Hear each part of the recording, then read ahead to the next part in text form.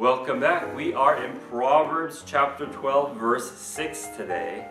The words of the wicked are lie in wait for blood, but the mouth of the upright will deliver them. The people who are wicked are always planning and scheming and plotting to try and take someone down, to take advantage of someone. But the righteous people are the ones who save them. They're the ones who are like, hey, look out for that trap or look out for that scam. And they help people out.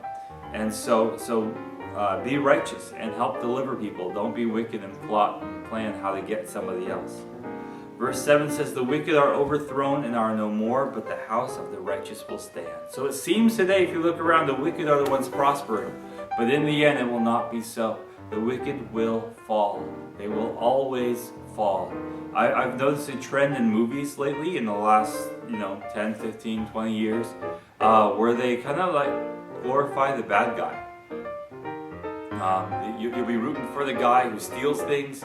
You'll be rooting for the guy who's running away from the cops. And those movies have been going on for a long time, but it seems more prevalent now, where you just want the bad guy to win, and they'll show the bad guy in the light where he's not all bad. He does bad things, but he really has a good kind motive behind all of it, but he still does evil things. And the movies manipulate us in the way they get us to root for the guy who's killing everybody. Because I guess the guy he's killing is even worse. But that's not what God wants. God wants the righteous to stand, and the wicked are going to fall. And one day that's true. And you might be comforted by the fact that you know people who are more wicked than you. But don't let that be a comfort, because I know someone who is more righteous than all of us. And it's by his life that everything else is judged, by the life of Jesus Christ. If you can't live a good and pure life as Jesus Christ, you're going to be judged as wicked. The only way out of that is that Jesus, the righteous one, gave his life for you so that you could be saved. So give your life to Jesus, and he will take away all that wickedness in your heart, and he paid for it on that cross. He'll get rid of it for you. Cast it as far as the east is from the west. So if you can go east far enough that you're actually going west, then you'll find your sin. But you and I know that if you keep going east, no matter if you go around the world 500 times, you're still going east.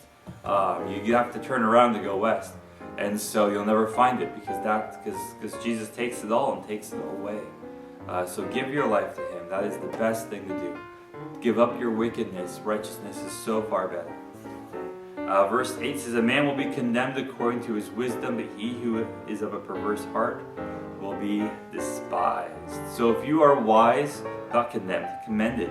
That makes a whole lot more sense than condemned. Let's read that verse again. A man will be commended according to his wisdom, but he who is of a perverse heart will be despised. So if you are wise, people are going to like you for being wise. They're going to ask your advice for things. They're going to want to be with you when you're wise. When you are wicked and got a perverse heart, no one's going to want to talk to you.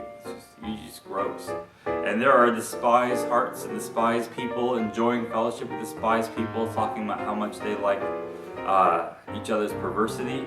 But that's only for a season, because when you stand before the Lord, who you really want to please, he's not going to be pleased by it. So instead, have a good, kind heart. Be wise instead. That is the best way to go.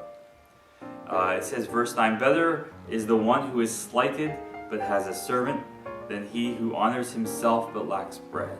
So if people make fun of you, but you're comfortable and you're well off, and you can, it's okay if people make fun of you a little bit, right? But if you honor yourself and you make yourself seem important, but you don't have any bread, then that's not as good. I kind of take it as saying those who are too proud to be insulted, those are the people who have problems. If someone insults me and I'm like, well, it's okay. It's just words. I can brush it off my back. I don't have to go fight the guy. And I can go home and be happy with my family, then that's fine. I don't have to think about what that person said ever again. But if I was a proud person and someone insulted me and I can't think of anything else except going to avenge my honor, then I could lose everything else in that process. Revenge belongs to the Lord, not us. And so we should let God revenge any wrongs against us. And we should just ignore it and go on with our lives. God bless you. Have a good day.